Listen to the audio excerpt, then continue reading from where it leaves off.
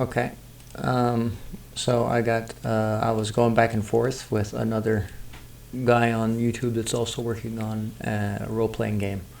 And we're just kind of discussing how we're doing combat, and I had some tips for him. And this may not help for him, but I just wanted to share it because it's working for me. Because you can do signals or anything to get the abstract damage from what your player is doing to your enemy taking damage. It's kind of an abstract concept, but here's how I'm doing it. Let me just break it down. So I have a raycast here, this orange raycast, and that's just basically telling me that there is a melee target in range, whether it's low to the ground or right in front of me. This ray will help me hit their collider. And in the player, its root node, the kinematic body, I have an export variable called mele hit. And what I'm doing with that is if I go down to the animation player, I'm going to scroll down here because I have a few of those. Okay, so I have it set, the update mode is set to triggered. So it's a trigger, which it will handle more like an event. It happens like once, but you'll see that I have it set to false in here, which I don't need. I can actually just remove that key. It doesn't make any difference. Yeah. So anyway, so I go through, and as the animation plays, as he's close to his swing there, right about the apex of it, where he should be hitting, I set the variable to true.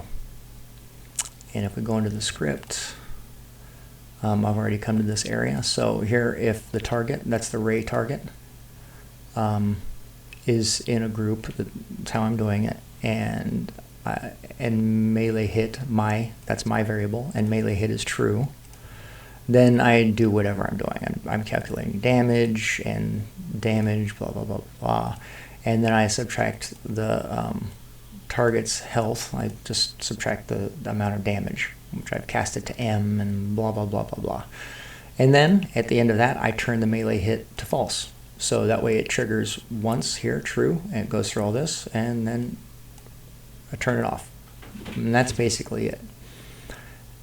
And you could also do other things, like they have another, there we go, there it is, another variable, the target, my enemies have another variable called hit. So if they get hit, this is a rat. So if he gets hit, see, yeah, then I play a sound, I do some other things, and I calculate if they're going to take knockback or anything like that. And then I turn that hit to false. It's as simple as that.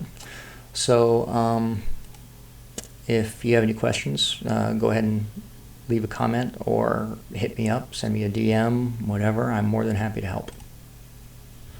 And let me stop recording. Thanks.